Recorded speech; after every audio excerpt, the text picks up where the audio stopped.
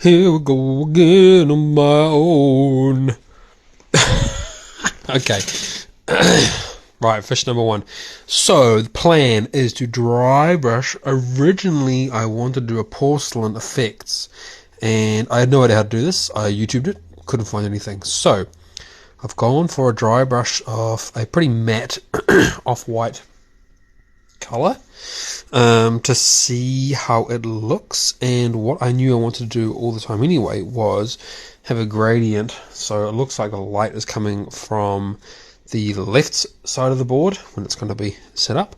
So that's why I've got a kind of darker color going down on that side of the fish, and I'm just kind of dry brushing and trying to like merge it. At this point I'm quite worried that it's going to be too liquidy, it's going to be quite smudged, it's not going to come out just right. So it's a little bit of an experiment sometimes doing this.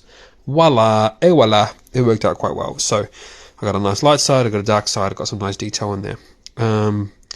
What I'm doing there is just fixing up little splits and splops and splodgies. Once again, trusty, tried and true hair dryer to dry. So the first thing I want to do is just cut in some white highlights to show some bits poking out through the surface of the water, which is what I'm doing here with the fins. And then the next step is to apply a highlight to the scales, just to make them look a bit more interesting. At one point here, yep, there it is, I realized I fucked up, and I was using, I was highlighting the wrong side of the scale.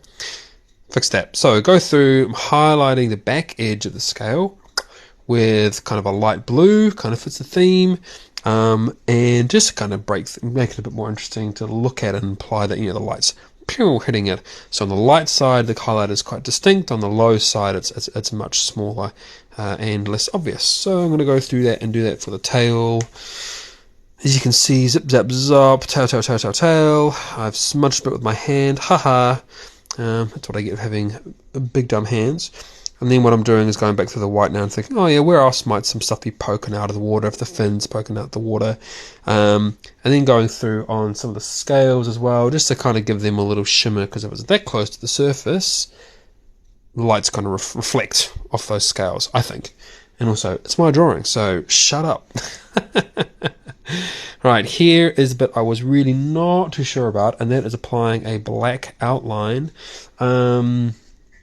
Because I think it works pretty well, because these things are meant to be looked at like across the room anyway. They need to be quite readable, and I think that without that outline, yes, it's obvious it's a fish, but it makes it a bit more graphic, and if that makes sense, and a little less painterly, which I'm not professing to do a good job of anyway. And then I'm going through with a fine tip black to kind of cut in some extra detail the fat tip black didn't really do.